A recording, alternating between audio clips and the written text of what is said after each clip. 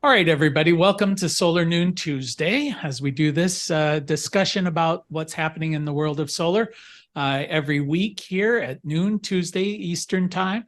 And as per normal, I'm going to go ahead and start out with the news of the week in the solar industry. Then we'll talk about a few announcements, events that are going on in solar. And then we try and touch on a subject that I think people will find interesting. And if the folks who are online right now live, if you have questions, just feel free to interrupt and we will go ahead and move forward. So anyway, the news this week is over the summer months, Texas broke on 10 different occasions record electrical demands. Now, in large part, this was due to record heat, but it was also due to an influx of population. The population continues to grow in Texas. So, but 91 out of 93 of those days that occurred between June 15th and September 15th, more than 10% of all of the electrical needs on the grid were provided by solar. And in fact, 14% on average of the electrical needs were from solar. And that's despite the fact that solar only represents about 4.9% of the installed capacity on the electrical grid there. So this flies in the face of a lot of the criticism by folks who are in favor of fossil fuels, who say that solar is not only not predictable, but it's unreliable. Well, the data is suggesting that at least for 3 months period of time, when there was high energy demand, solar was perhaps the most reliable source of energy. In fact, right now, wind and solar in the state of Texas provides more energy than any other source of generating source of energy. In fact, 34% of the electricity in the state of Texas comes from wind and solar currently, with only 31% from natural gas and 20% from coal. So we're seeing more and more reliance on solar and wind in the state of Texas. During the first since the IRA has passed, since the Inflation Reduction Act has passed, we've seen a huge increase in the amount of manufacturing facilities here in the U.S. There are currently 52 new manufacturing facilities that are either open or in the process of opening. This is largely due to the tax incentives that were part of the IRA, where you can get a 10% tax credit if you're installing, and there are also incentives if you're a manufacturer. Now, the 52 new facilities will increase module production in the U.S. from a capacity of about 7 gigawatts per year currently to about 62 gigawatts per year. To give you a sense of perspective on that, the U.S. last year installed about 20 gigawatts. So this is 3 times the domestic installation of solar panels. Although in order to meet the climate targets, it's anticipated that over the next few years, we'll see a tripling of installations here in the United States. Now, currently, China still dominates in the world of solar manufacturing. They produce about 80% of the world's solar panels, or control it. Some of it is in Southeast Asia, but it's still Chinese controlled. And they also control about 95% of the cell and wafer production. Now, the U.S. is also installing more cell and wafer. We're seeing that the cells capacity is going up from about 3 gigawatts per year to 35, and that the ingots, or the raw material for these cells, is going from 0 to about 10 gigawatts here in the U.S. So we're basically onshoring production of solar panels and the component parts of that. A new report by Wood Mackenzie has said that in the second quarter of this year, essentially we doubled the amount of battery storage capacity that's installed here in the U.S. We've added about 5,500 megawatt hours of battery capacity. Now, most of this, this represents 91% growth in grid-tied battery storage. about 79% in commercial installation and industry, but only a 2% growth in residential. So the residential is still very much a small player in the storage market with the electrical systems. Now, it's anticipated that we will be adding about 66 gigawatts of storage capacity. This is about 6 times what's currently installed in the US. And this will happen between 2023 and 2027. 83% of this is anticipated will be grid scale storage capacity. So the utilities are moving a lot towards the installation of battery as part of their energy mix. Toledo Solar and First Solar have announced that they've settled their lawsuit. And this story, a little bit embarrassing, well, very embarrassing for Toledo Solar. It goes back to in 2004, a nonprofit organization here in Ohio called Green Energy Ohio installed some solar panels on the governor's mansion. This was First Solar, because First Solar is an Ohio manufacturing, so it all made sense. Well, now last year they decided to replace these panels, put in new panels, and they decided to replace them with Toledo Solar panels. So they came in, took off the old panels, put in Toledo Solar panels. Well, the First Solar technician went to the governor's mansion to pick up the old panels, take them back and recycle. Notice the new panels were not, in fact, Toledo Solar panels.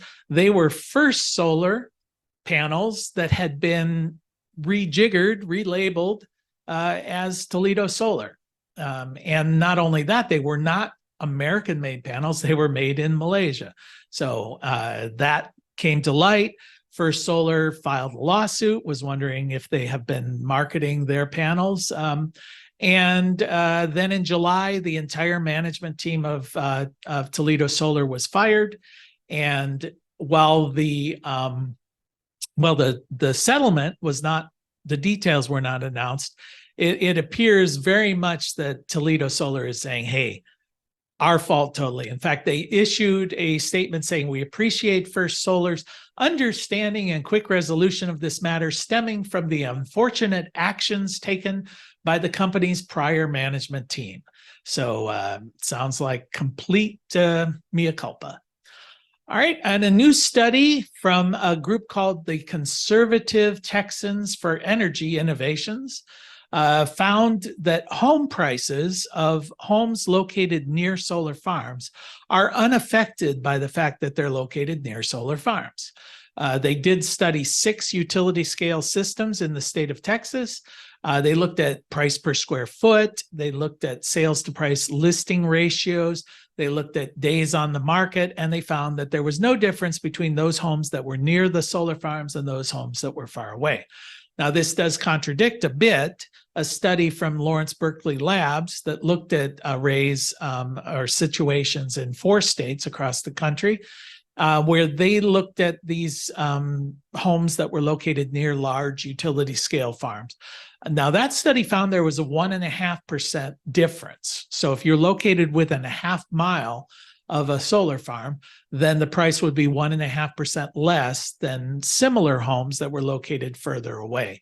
Now, a lot of that had to do with what was on that property prior to the solar farm. If it were an industrial situation that was then converted to solar, made no difference at all. But if it was farmland, then they did see a drop in the value of the properties, but 1.5%, not huge, but still a drop, still an indication. And that's the news from the solar industry for this week. So anybody have anything else they would like to add to what I've researched here this week? Give you just a second. All right, then let me jump into some of the announcements. Yeah, Pete, you've got something? I just want to remind people that through much of the U.S., this is the weekend for the Solar Home Tour. And while it's improbable any of us would learn anything on the Solar Home Tour, I always find it to be interesting to see what other people are talking about, maybe bust their myths or etc. It's just fun to go out and see what other people are seeing and doing in regards to solar on their homes. Right. And the Solar Home Tour is sponsored by ACES, right? The American Solar Energy Society, I think is it and there are chapters. There's Green Energy Ohio, that's a chapter, and some others. Right, right. You're correct overall. Ours is sponsored by the Midwest Renewable Energy Association in Mhm. Wisconsin. Yeah, I think they're a chapter of that as well, or affiliated with them. In fact, when I was on Green Energy Ohio's board of directors, I used to argue that the time had passed for a solar home tour. It's almost like going around to look at cars, hey, these new automobiles. It's like maybe they should come up with something else, something, but it's still interesting if you've never seen a system up close and you have no friends, you can, who have solar or whatever. Right, So, right. yep. For what you say, Jay, is the reason why I declined to put my house on the solar home tour, because been there, done that kind of thing for most people. Yeah. Yeah. I think it had its day. It had its purpose. So, yeah, Eugene, you've got a question? Yeah, we're going to be adding solar with battery backup to power WGRN radio that your show airs on. Uh-huh. And maybe today, maybe later now, whatever, I could just mention what equipment we have and if anyone has had experience using that particular equipment. Okay. And all right. Should we do it now or later? Yeah, you can go ahead and make that. Okay. Well, actually, today the batteries are to be delivered. I got these 12-volt, 200 amp hour Renogy lithium iron batteries that can be put in series, up to 4 in series to get 48 volts, which we are going to be using with a Outback FXR portable inverter, 3,000 watt inverter that has multi modes where you can form a mini grid, and then when the batteries run low, it'll switch to the AC grid. Of course, you can have solar with the charge controller, which is our Midnight Solar Classic 250.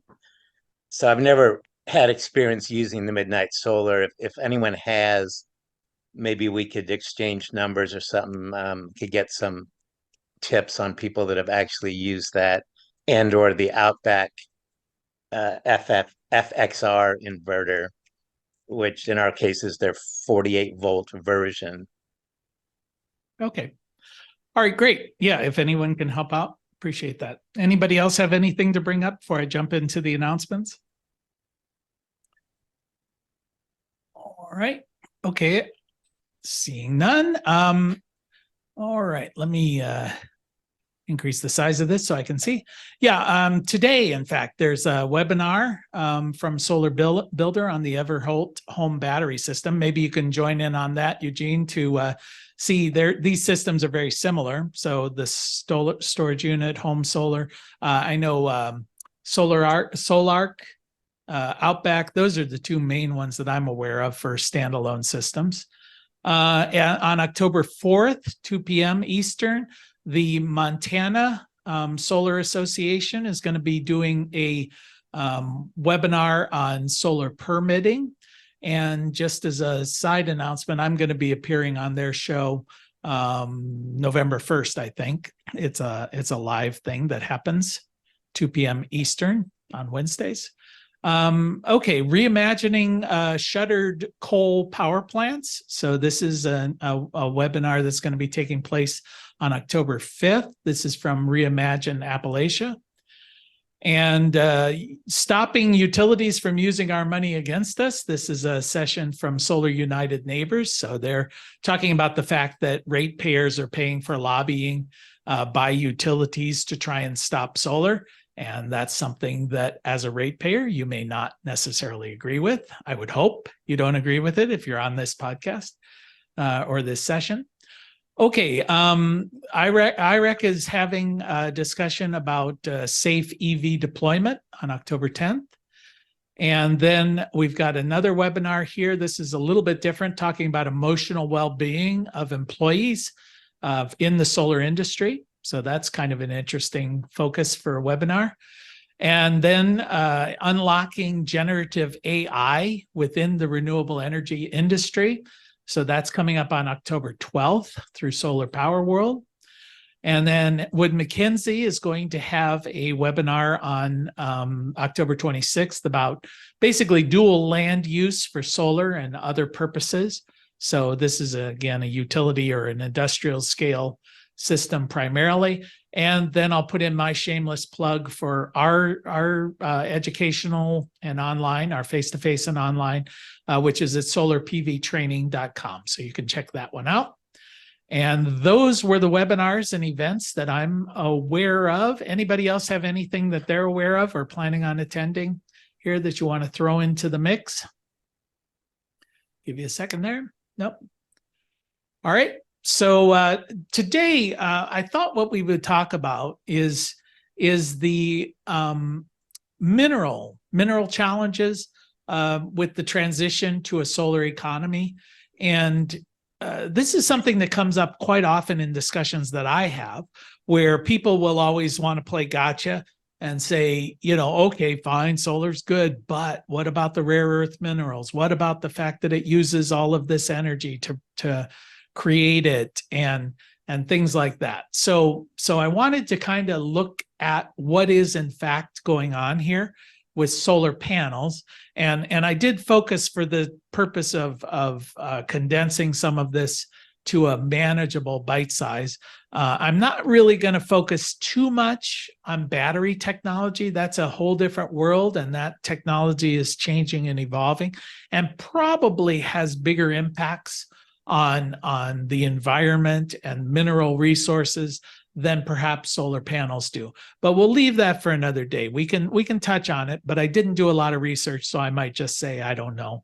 But I wanted to just look at what is the real situation with solar panels and what are the mineral concerns there. So let's some of this is getting some pretty mainstream discussions going on. In fact, the Solar Today, which is put out by ACES, which is the organization we mentioned earlier. And if you're not a part of ACES, you should probably join it. It's the American Solar Energy Society. And they're a good organization, not very expensive to be part of. And they're really for folks who are interested in solar, but are not necessarily solar manufacturers. There's a larger organization called SEIA, SEIA, and that's the Solar Energy Industries Association. And they're the ones who represent all the manufacturers. So this is kind of your group if you're interested in solar and you want to be part of an association. There's another report just recently from EIA, the International Energy Administration, and this is on the role of critical materials or minerals in the clean energy transition. And I did look through this report. It's a pretty lengthy report. And as per normal, anytime I seem to come in contact with IEA, I walk away going, you know, what fossil fuel industry is funding these guys? Because you know, that might be a bit unfair, but they have constantly underestimated what renewables are going to do and constantly side on the side of entrenched fossil fuel interests. And this report is kind of no different. So, I mean, as an example, I just wanted to show you this chart that was in there. And this is kind of, you know, at first glance, you would look at something like this and say, look at how much more minerals electric vehicles are going to take as opposed to conventional automobiles. That's what you're going to see at the top. Then you look down below, power generation. How many more of these minerals are for offshore wind, onshore wind, solar, and then nuclear? Yeah, but coal and natural gas, they just don't use as much of these mineral requirements. And in looking at that list, a few minerals that were kind of glaringly omitted I put in was, how about oil, right? How about natural gas? Isn't that a mineral? And isn't that a component in natural gas power generating? What about coal? What about concrete? I mean, how much concrete do you use in these things? How much steel? How much aluminum? All of this is left off in these discussions to say, you know, how essentially, or pretend that these systems don't use the same resources as renewables. So that was kind of my editorial comment on there. It wasn't that what they were saying was wrong. It's just that, in my opinion, they leave off a lot of critical things and they don't put it in proper context. So as a result, I sort of tend to discount what the IEA says. So what kind of minerals are incorporated in solar? Is silicon, obviously. Silicon is a big part of it. Aluminum, copper, silver, and then the dreaded rare earth metals, which always seem to come into play. Now, these are typically going to be, I don't even want to say them out loud, right? Indium, gallium, selenium, cadmium, tellurium. And these are often byproducts of the process of smelting or refining other metals such as copper, zinc, nickel. Those are used. And one thing that I didn't realize, but as I was doing this research, these rare earth metals are not, according to what I read, not part of silicon-based solar panels. They're just not used there. They're used in thin film panels. So, you know, we have like cadmium telluride thin film panels. Well, obviously they would be part of that. So what is the component pieces of the typical solar panel? Well, 3/4 of it is glass, right? And glass is glass. I mean, primarily a silica-based thing, but it is glass, the same as your windows are going to be glass. Polymers are going to be oil-based plastics, basically. Aluminum, fair share of that. That's the light blue there. Silica is part of the cell itself. Then copper, silver, and then a little bit of other stuff. But primarily, you're talking about the main components are going to be glass, aluminum, silicon, and copper and silver. Those are the main parts. And glass, I'll just throw in as part of silicon.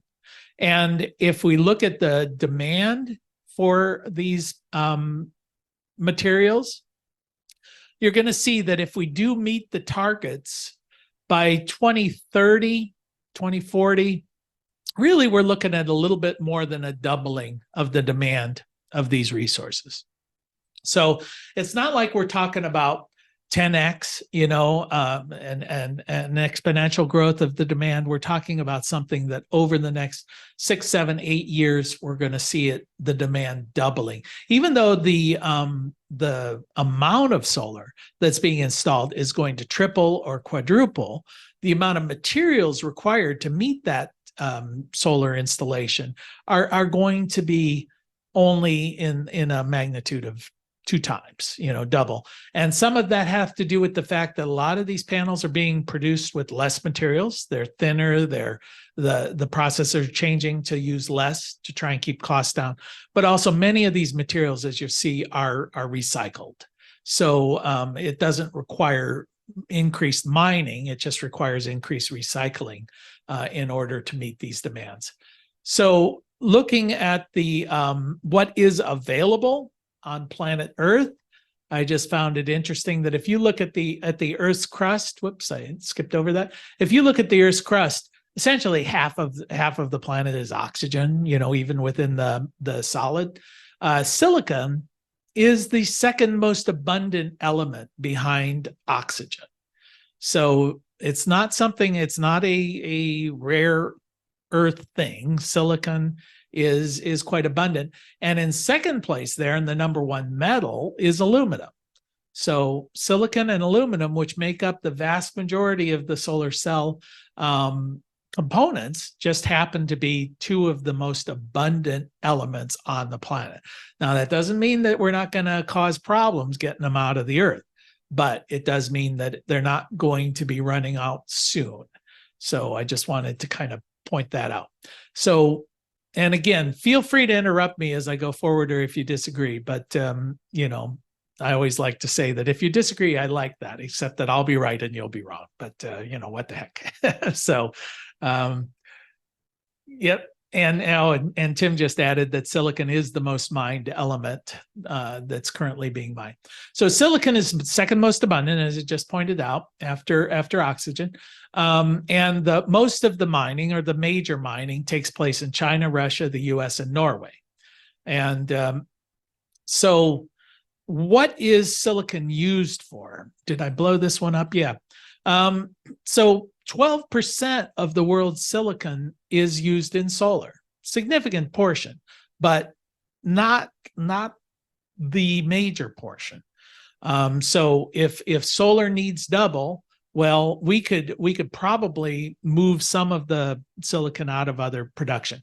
Silicons and silans, I think if I recall right, there's a lot of silicon used in lubrication. And I think that's where some of that falls in. And metal, aluminum and copper, they add silica to aluminum and copper in the smelting process that provides for more malleability. It makes it a little more flexible without breaking, without cracking or whatever. So that's where the majority, the number one use is in metal smelting. And then, of course, only about 3% is going to be in chip manufacturing and computers. So 15% is in the high-tech area. The rest is pretty much standard industrial processes. So the reason I pointed this out is critics will often say, well, solar, is using up so much of this stuff. Well, the reality is other industries are perhaps more demanding on the world's silicon supply. So it's not fair to lay, if there are supply line disruptions or whatever, it's probably not going to be the result of solar. It's going to be the result of something else, because solar is still a fairly minor player in that world. So then, of course, aluminum. Aluminum is something all of us are familiar with. And so what is aluminum? Second, it's the most abundant metallic. Mined primarily Australia, Brazil, Guinea, Jamaica, didn't realize Jamaica, and Vietnam. So that's where a lot of this mining takes place. And what is aluminum used for primarily? Well, transportation, automobiles, buses, trains, airplanes. A lot of that goes into, the aluminum goes into that. Packaging, every Pepsi can, all of that is part of it. Building materials use a lot of aluminum. And then we get into the one that's really applicable to us is electrical. And of course, a lot of aluminum goes into electrical wire.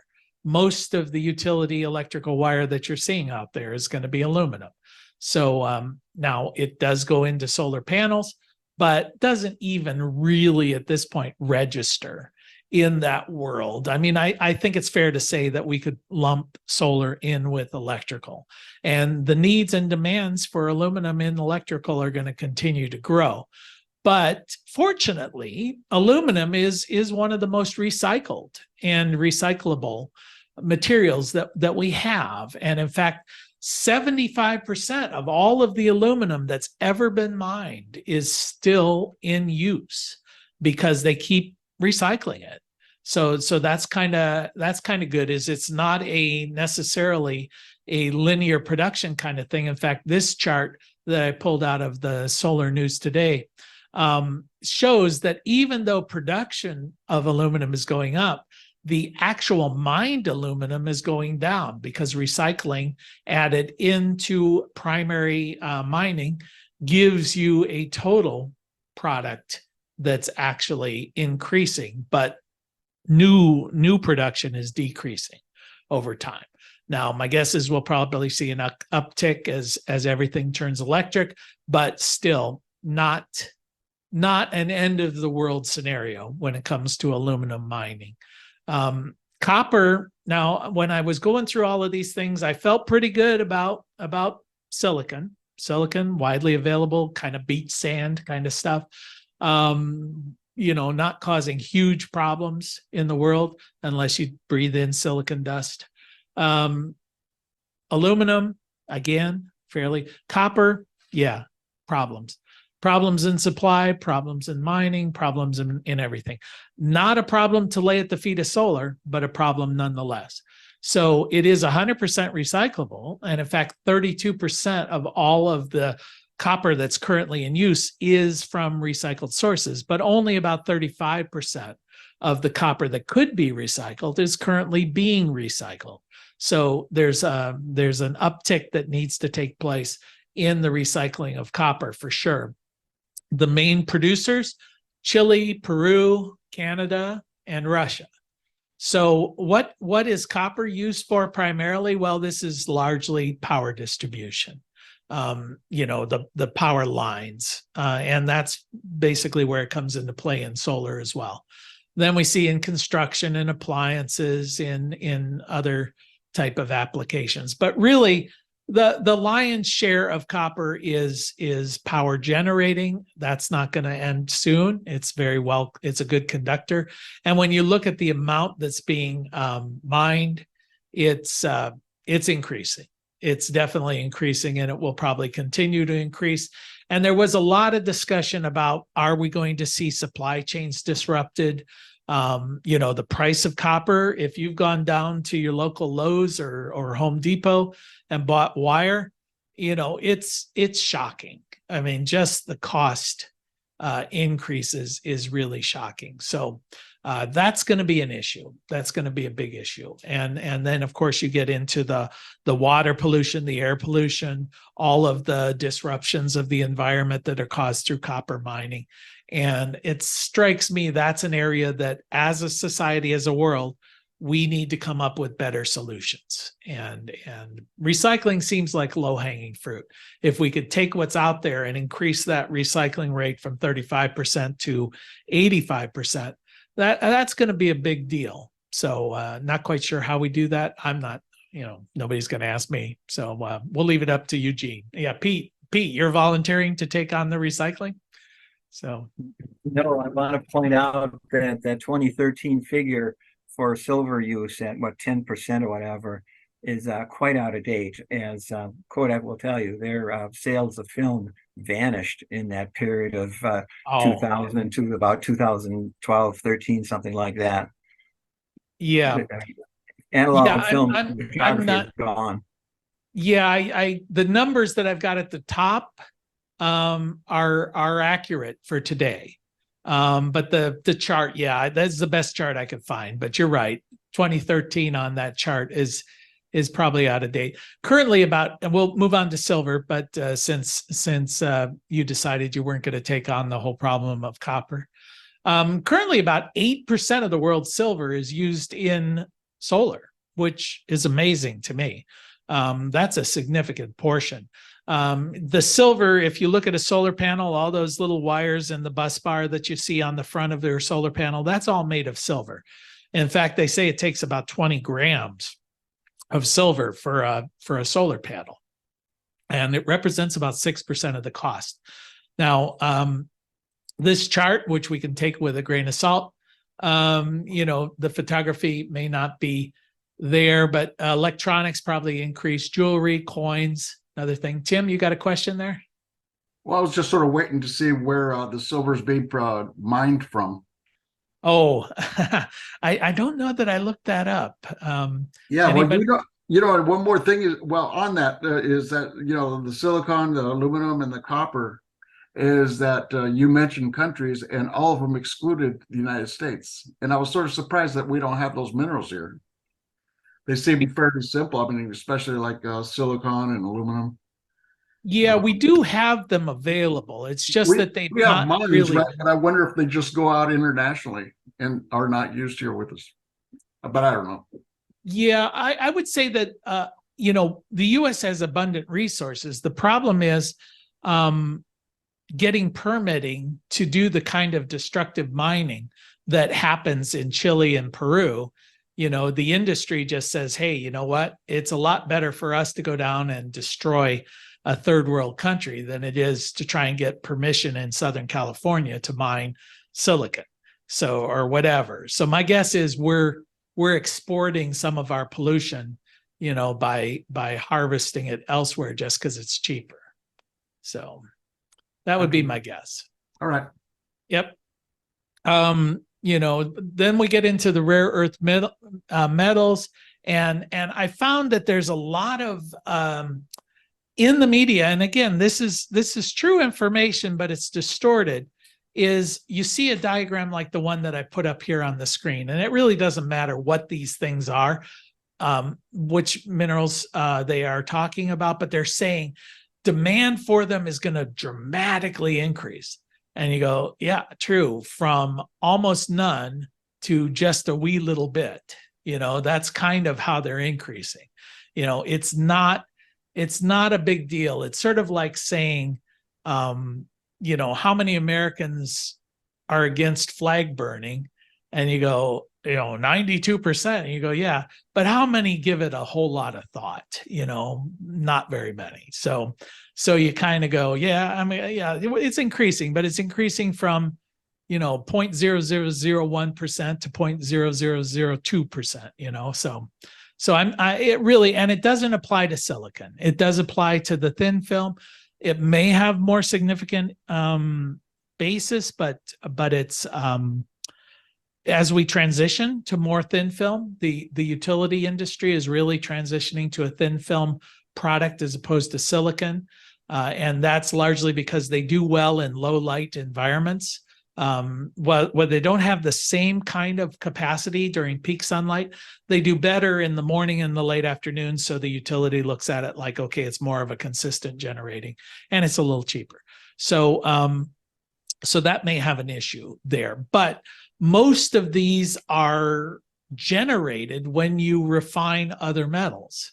And they'll point to the fact that China is the primary producer of these rare earth metals, but it's not. It's because they're the main producer of these, of the smelting of aluminum and the smelting of zinc and the smelting of copper. So they're producing these as byproducts. So we could be producing them if we move some of those industrial activities to the U.S. It's not that it's a resource that is geographically dependent. It's a resource that is industrially dependent. So we can change that situation if it becomes an issue. All right.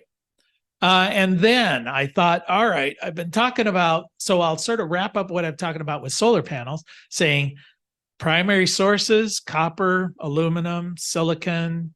What did I miss there? Anyway, they're abundant. They're aside from copper, I would say not really problematic, at least to get us through this transition. Lithium. Okay. So how is most lithium mined? It is a salt. And large places such as Bolivia, Peru, some of these countries where they go down into the earth, they pump water in, they raise the saline up into these evaporation ponds, and they let the water evaporate, and then the lithium is mined from those evaporation ponds. Uses huge amounts of water in largely desert environments, huge amounts of environmental destruction, and can be very problematic. And we see that there is going to be almost an exponential growth of demand for lithium over the near term.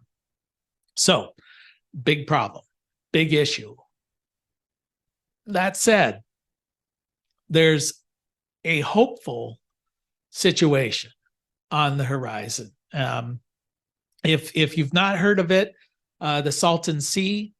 The Salton Sea is located just north of the Mexican border in Southern California. And it was formed, I don't remember how long ago. I think it was in the 1920s. It's not an old geological formation. It's the Colorado River broke its banks, flooded this huge region, and then had nowhere to go, and then stopped filling it with new water. And you think a Great Salt Lake, but it's evaporating, and it's a mess. It's an environmental mess. It's a hot springs kind of place. It's a wasteland. And what they've been doing with this region is taking these underground salt water geothermal processes, and they've been pumping this hot water through these power plants and making electricity by converting the heat energy from these underground hot springs into electricity. And much of this has been invested in by Warren Buffett. So he's set up a bunch of these power plants. Well, then it turns out all of this water that's underground is actually lithium. It's salt water, but it's lithium water, and it's bubbling up to the surface. And they found that they can generate power, but instead of just returning the salt brine down into the ground like they've been doing, pumping it out of the ground and pumping it back into the ground, they can begin harvesting the lithium from this salt water and getting lithium. In fact, they anticipate this one location in Southern California is going to provide 40% of all of the needed lithium worldwide. Will certainly provide all of the lithium that the United States needs. It's really being talked about as the Saudi Arabia, it is to lithium what Saudi Arabia was to oil. A discovery that we're just going to see massive amounts of lithium being mined, and it's being mined cheaply and without the same level of environmental consequences that we see in some of the other lithium mining regions, largely because the place is already toast anyway. It's already a disaster. I don't know that it's a man-made disaster. It's a natural kind of just salt flats kind of thing. So it's the ugliest place in the whole world. Is it, Tim? You've been out there to the Salton Sea? Yeah, this is the crowd that hangs around there. It's just a very it's almost like a transient type of environment. There's a little bit of Mad Max. Oh, yeah, but it's that place is an accident, isn't it? Wasn't it that it was flooded by the Colorado River, and that's what created the lake? Yeah, I don't think it was a man-made accident. I think there were just some record floods, and in one point the river broke through a natural levee and filled the whole valley, kind of thing, and then sealed itself off. So it was a tourist place for a while, I think, in the 1930s. No, it's real popular, but it's always been sort of drying up, really, depending on the water that you get there. But that's interesting that you brought up the Salton Sea, because I was actually expecting you to talk about the use of hemp in order to replace lithium in batteries. And I did look it over a couple of websites, and it looks like there's a company in Texas that's looking for investors, and it's also has a relationship or some type of industrial alliance, I guess you call it, with Delta Agriculture, which is a huge, or not a huge, it doesn't look very big, but they have like 5 sites across the United States where they're growing industrial hemp. And the purpose of it is for industrial uses, and batteries is one, because they're lightweight.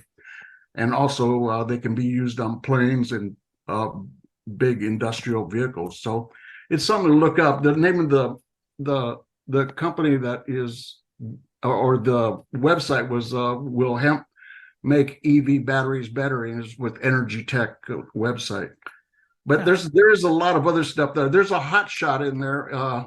He's his name's Son Nguyen. Pardon me if I pronounce that wrong. I think he's from a family that were Vietnamese refugees, and he's part of a company that is heavily researching this and putting some money into it. So great.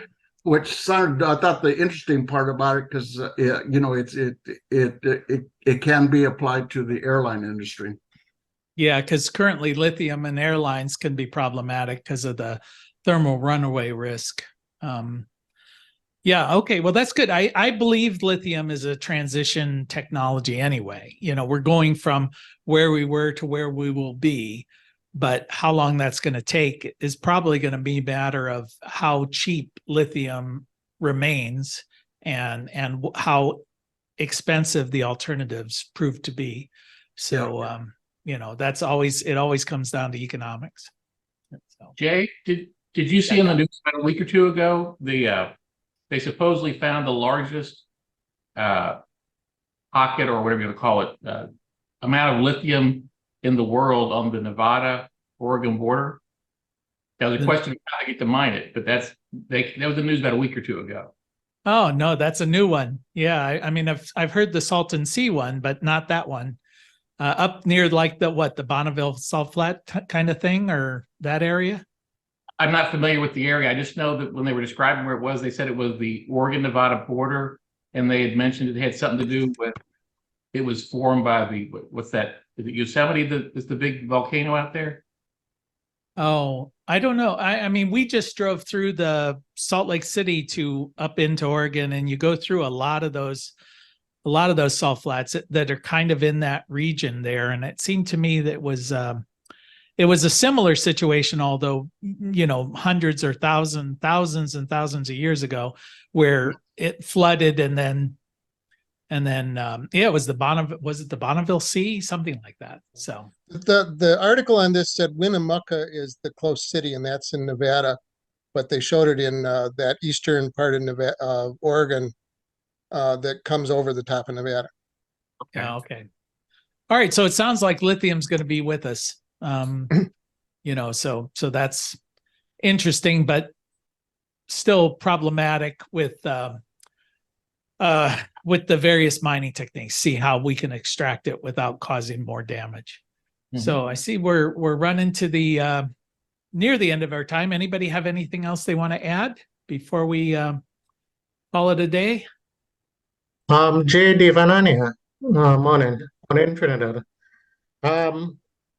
Just some personal thoughts is that I know you mentioned silicon. Remember the power electronics industry is predominantly silicon at the base at the moment. Diodes, for example, are all part of the PV modules, and that will always be one of the main source of materials required. And if you extend it beyond the PV module, more power electronics devices, inverters, is silicon based. My own experience with the utility industry is once you transition from the PV cables, low voltage cables, to the medium and high voltage, it's aluminum they use in all the cables. So depending on how you go to the utility scale market, I would see aluminum becoming a very key factor for the transmission lines and that side of it. And also finally, I know you talk about